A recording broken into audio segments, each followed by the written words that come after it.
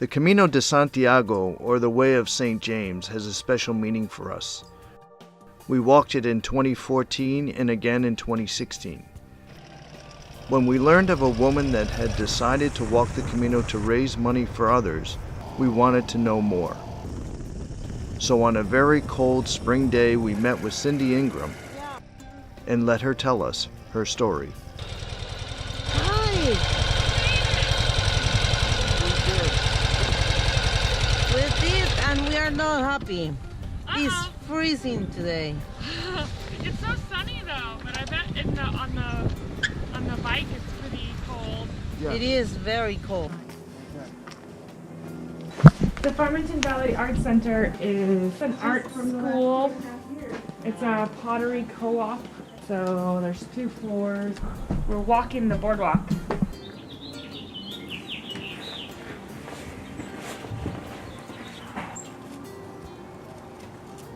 My name is Cindy Ingram, and I am the Director of Development here at the Farmington Valley Arts Center. And the Farmington Valley Arts Center has been around since 1974, and it is a collection of art galleries, and it's an art school, and it's a community of working artists that have their studios here. There are pottery programs and painting and watercolors and drawing, and there's workshops. These days, school programs in art, they're one of the first things that gets cut. Children and their families don't have as many opportunities to be exposed to art, and so that's why I'm creating a scholarship program. The project that you are putting yourself in, which is to walk the Camino with a purpose. So tell me a little bit about it. Yeah, well, I've been calling it the Camino Project. Okay. And in mid-August, my husband and I will take a stone from our home, and in Camino tradition, it will symbolize a life burden or a challenge that we have. For me personally, it will represent some things that I'm going through and working through. And we'll carry that stone the hundreds of miles along the Camino. The Camino de Santiago is about 500 miles. However, we're also adding on the additional about 100 miles to get all the way to the end of the world to Finisterre. When we reach about 3/4 of the way through, a place, it's actually the highest point on the Camino, Cruz de Ferro, and that's where we will drop off our stones, and symbolically and figuratively to lighten our load and to begin a new chapter. However, I'm not just going to be dropping off my stone, I'm going to be dropping off the stones of others. I am interested in the artistic process and working with artists while I am on my journey by walking across northern Spain.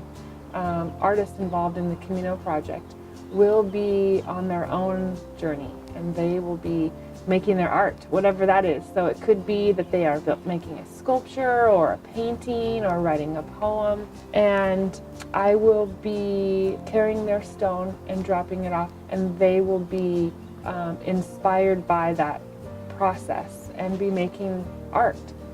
Through this whole Camino project, we'll be raising funds so that children and their families can take art classes here at the Art Center without having to pay. I can see that you are creating this, let's raise money for the center and things like that, kind of occupied your mind of not being you the center of the story. Why?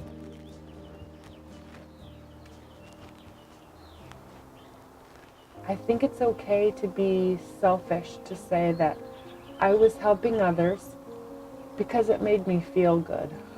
It helped me have a reason to get up and to do things and keep struggling, because, you know, that old saying, you know, you think you have it rough because you need a new pair of shoes, and then you meet someone with no feet.